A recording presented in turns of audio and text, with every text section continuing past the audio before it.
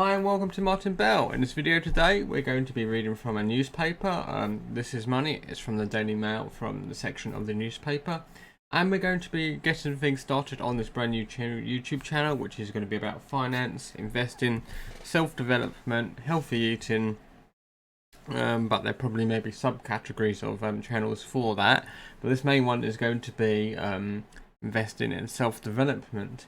So 8 things you need to do to spring clean your finances, and I even may document my journeys that I go on or places that I see and document the whole thing and have like a really good adventure. Eventually you will see my face, but at the moment obviously my background or my thing isn't great, and I want to make sure it has like a high good quality to it.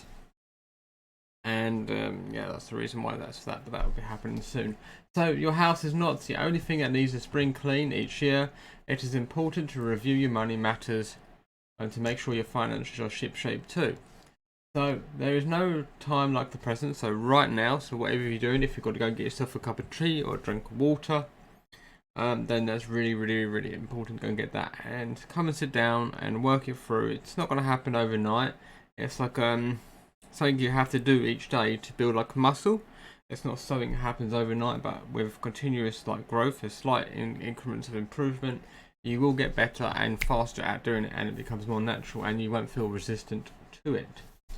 So here is the 8 things, ways to start on the right footing.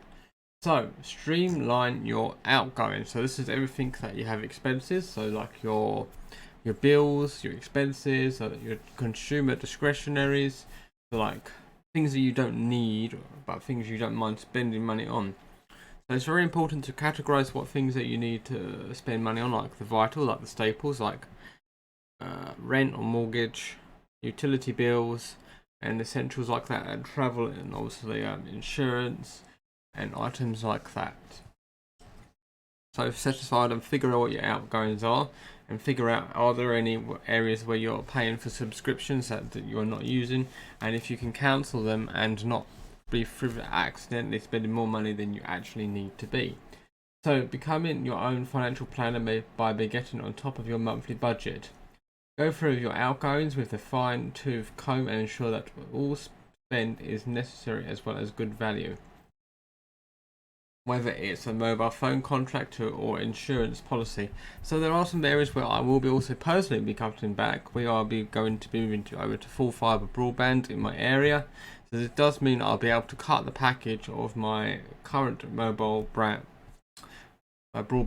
Well, I'm getting my broadband from like cellular, from a provider where it is a little bit pricey, but eventually I'll be able to cut that, or I'll be able to give money towards that and then buy like a full fibre to the house thing. So it's very important to analyse, do you need it? You don't want to cut to the bone, so life's unenjoyable, but you also don't want to be frivolous on the other end of that as well. You might find ways to make savings. Or identify bad spending habits.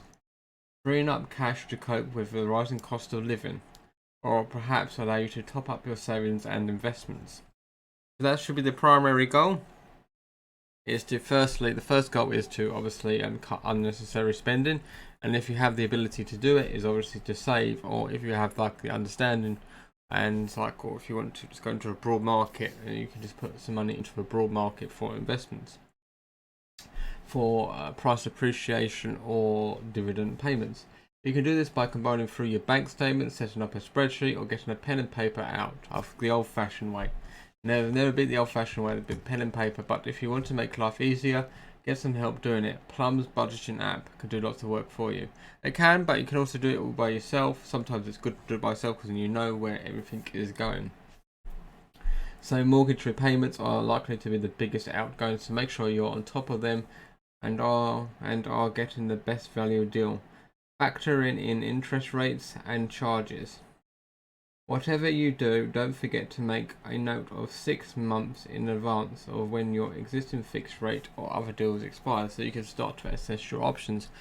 And unless you remortgage at that point, you're unlikely to end up paying your lender's standard variable rate. This is the rate mortgage automatically reverts to when an existing fixed rate deal expires. The average SVR today is an eye-watering 7.21%. So that is a considerably high percent. So for every grand, that's 70 quid. So that's quite a bit of cash. And whereas the average new 5-year fixed rate is 5%, so that's 2.12% lower according to Moneyfacts. So it's important to be on top of it and not let things slide, because obviously you can be throwing away more money than you need to be. So that's something to bear in mind. Obviously, if you're renewing your mortgage, or it's coming to an end, your old term, it's important not to let that go into that new SVR rate.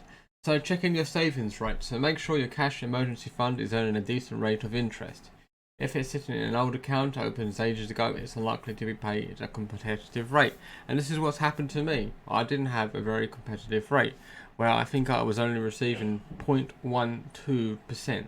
And now, if I open up another account, which I have with the option 2, I can get roughly around 2.9 to 3.25% if I want to take the money out instantly. If you lock it up and keep it away for longer, obviously you can get the higher rate, but obviously as it's for like an emergency fund, you don't want to have it locked up away for too long, because personally I would rather have the money invested, and I'd rather have some money for cash for emergencies. Personally, I do have most of my emergency funds in my premium bond, so I do have access to it fairly quickly. But I should also be building up more my cash, just in case something that happens, so there's some cash at hand if need be, as I don't want to sell out of my investments. So money apps offer decent cash rates. Plum Savers can bag up 2.9%. So right, exactly, roughly what I just said. Don't have too much in savings. So this is like a personal choice. If you feel comfortable with investing, then you're going to have to be comfortable in doing. If you're not, then it's something you may need to look into more, gain more knowledge into research of investing. If you start to invest in smaller amounts, so you can be comfortable with the ups and the downs, and when say things go down. And that's something that's taken time for me to learn. With the thing going into the red, that was quite painful in other experiences. But now I know it's like the peaks and troughs, and it's part of the game. It's part of the game. It's going to be in the red sometimes, and obviously if you start with like a large amount straight away, when you go into the red, it's going to be more painful. Like a 10% dip on £100, it's 10 quid. Then like 10 grand is going to be less. I know it's the same percentage, but the number's higher because there's more time you put into earning that money and investing it. It's going to feel more painful. But if you get used to them drops and ups and downs, but obviously if the fundamentals change and you need to sell, then obviously sell. But it takes time. It's something that takes time. It's not something that happens overnight. So saving money into a cash account is fine for the short term, but to see real growth, you need to consider investing. Even with improved savings rates, thanks to interest rates, your returns still won't keep up with inflation and therefore are losing real value. With Plum, you can invest just £1 into shares and theme fund portfolios. Please remember that all with investing your capital is at risk, so you could lose some or all of your money if the company was to go bankrupt. That can happen, but that's why it's important to do your own research and due diligence if you're going into single stocks. Obviously this isn't financial advice, I'm not a financial advisor, so obviously please do your own due diligence. But most of my pension is into broad markets. The only single stock that I own is Realty Income, but in my stocks and shares ISA I will be owning more single stocks, then broad market indexes or funds, or I may do funds, and I haven't fully decided yet, so we'll have to wait and see what's out there and what I want to do. So when you invest, you should be satisfied that it is suitable for you in the light of your circumstances and financial position. This also means don't spend money that you can't afford to lose, or obviously don't invest money that is going to be rent money for next month and thinking, oh, I'm going to make a quick bag like on Bitcoin. Don't do that, and please be careful, and don't invest more than you need to live or enjoy it like your consumer staples to a certain extent, because sometimes it is too good to forego like certain luxuries and for a better future. Now, that's very individualistic to everyone, but there is like a certain broader thing which would be good kind of thing. That makes sense. The new tax year means a fresh 20,000 tax year savings allowance. You can save up to this amount any time between the 5th of April 2024. But the early bird investor benefit from an extra year's growth, hopefully in dividends on their investments. So obviously this means people on higher incomes are obviously going to have put 20 grand in straight away on the next day of the financial year. If they can go 20 grand straight away, obviously you're going to get more growth. And obviously people like my folk and like other people like are not on such higher incomes. Obviously you have to spread out and try to fill the £20,000 for the year. Currently I don't think I'll be able to do that, but if I do fill my 20 grand, then I'd obviously want to also be able to do the SIP as well. And then I have to see what other options are out there after the fact. But that's further down the line. But for now, let's keep on reading. Not everyone can maximise their full ISA allowance at the start of the tax year, and so regular savings in the beginning of the 12 months are effective in the way to invest instead. And also you can't carry forward past years from a stocks and shares ISA, unlike the self-invested personal pension. This method tends to be more useful during volatile markets, as your money buys more when the market dips, and it is when you're worth more when they rise. That's why if there is a correction or like there is a recession, hopefully there isn't one, but eventually that will happen, I will seize the opportunity to take advantage of that and to load up more onto some single stocks or maybe even some broad markets. So when it does return to its normal levels, obviously I make a good return. This shows investing has its downs as well as its ups. So you could get back less than you invest. So your portfolio might be back full of funds and stocks bought over the years, but without a proper review, it could be a little or no resemblance to a properly balanced spread of investments. This is why it's important to have like a diversified portfolio across all sectors. This is what I'm personally doing. It's going to be mainly in broader markets in my SIP. Could be a combination of equities, which is like stocks, like certain companies, bonds. It could be corporate bonds, which is business bonds, or you can have government bonds. But personally, government bonds aren't yielding this that much at this moment in time. I personally would rather be into corporate bonds than government bonds. You have single stocks. You have real estate, where you can buy real estate. You can go into more higher risk bonds, where you can buy high yield, which is below BBB credit rated, which means it is more like classified like as junk, but there is higher risk of default, but the yield is higher. Then you have your indexes, where it's more like a fund, an inactive fund. It's like a mutual fund where you buy it buys like a basket of stocks, but with the ETF, it buys it on the day. And obviously with different brokerages, there's different fees, so sometimes it might be better to buy it for a fund, and sometimes it might be better to buy it through the ETF, and obviously there might be a commission charge or a reinvestment charge. I know there are these free trading platforms such as Trading 212 and Freetrade. Personally, I wouldn't want to have my large sums of money in that personally, just because I'm not a fan of the CFD, and I know that it's separated, but I'd rather be with a long-term, well-established company and then Trading 212 than Freetrade, because obviously my portfolio size isn't as large as I want it to be, but as it gets larger, I wouldn't really feel comfortable with it all being kind of in there kind of thing. I'd rather go with a long-term, reputable company. There may be some wobbles with some of the companies. No company is squeaky perfect, and yeah. Just pick wisely. There's no rush to pick. That's the first step, is to pick a good brokerage before you start to invest. Your portfolio should risk it. I've read that. Age is a factor in building a portfolio. The earlier you start, the more risk you can afford to take with a large proportion in equities, and that's what I've done. The vast majority of mine is in equities, as you're a better place to claw back losses over time. If your circumstances have changed, perhaps you have bought a house, started a family, or a new job, it might be prudent to reassess. You need a balanced portfolio that uses a mix of investments across different sectors, regions, and investment styles. If you're not sure about where to start with your investment, Plum's funds can help with professionally managed and a diverse portfolio. So if you do go for that option, there will be a higher fee than if it was through the ETF, and obviously they don't always beat the market, so that is something to bear in mind. I am not in this video. I am not receiving any commission or things if you click on the links. If I talk about specific brokerages such as Plum, that's just the one that was just mentioned. So your workplace pension might not be enough to see you through a comfortable retirement. When generous tax breaks are on offer, it would be prudent to have your own pension plan running alongside it. And also, it's been some really good news recently with the self-invested personal pension, or just like pensions in general, where the lifetime allowance has been totally scrapped. It was just a little over $1 million. It has been high, and it had decreased it.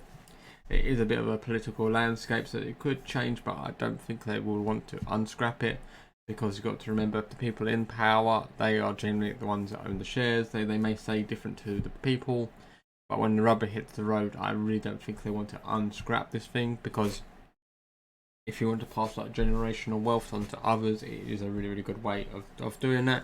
And there are really good tax breaks, and obviously it's a really good thing. And also, when you put £100 in, government puts £20 in, 20%.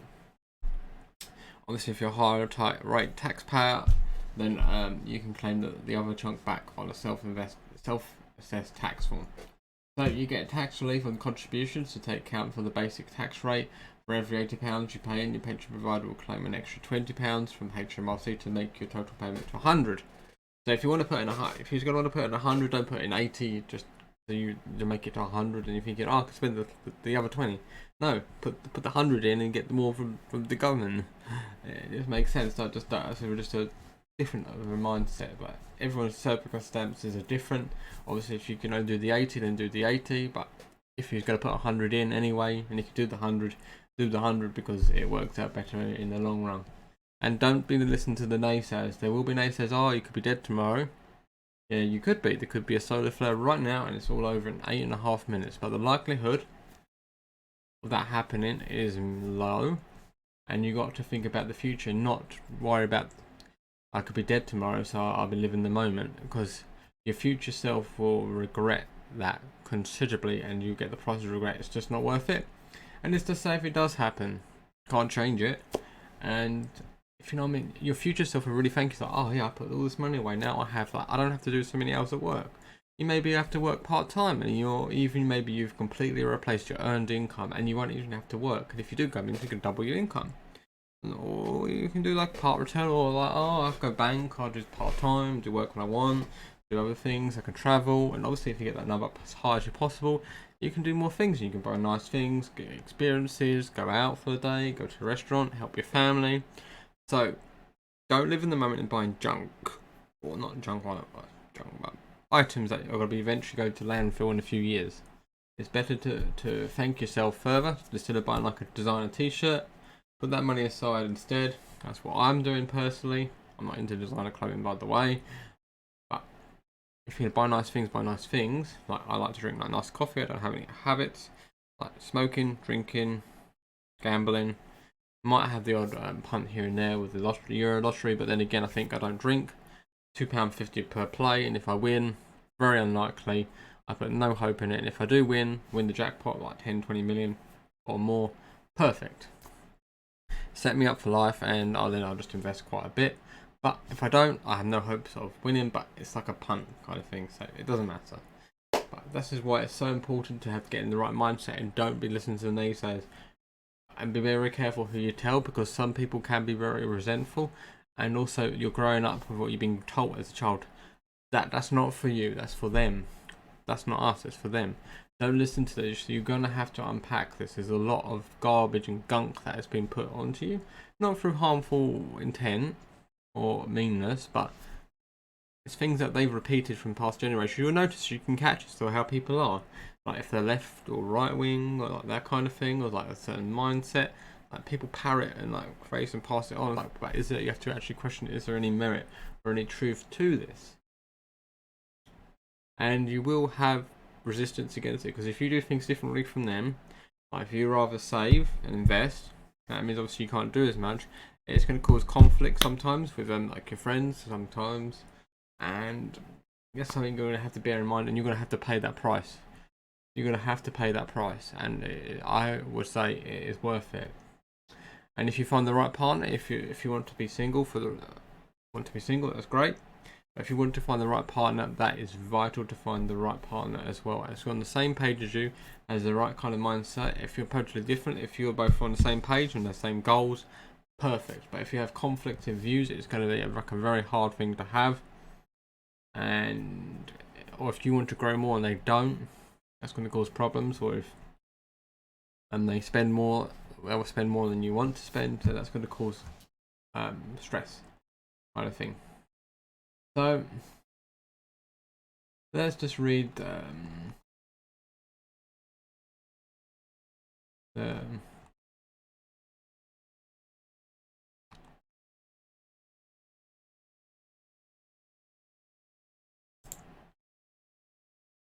no comments.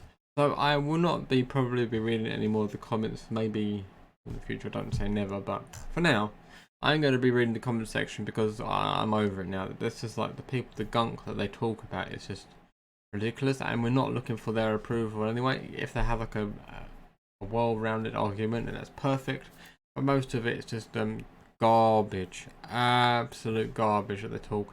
Either they're full of resentment, or they don't know what they're talking about, or they're angry, they're bitter, they're resentful, and they haven't got it themselves, and they want to try to drag others from not doing it or getting it. Or it's like, or they just used to petty childhood. You're not that, but I'm I. Like that childhood school ground behavior is.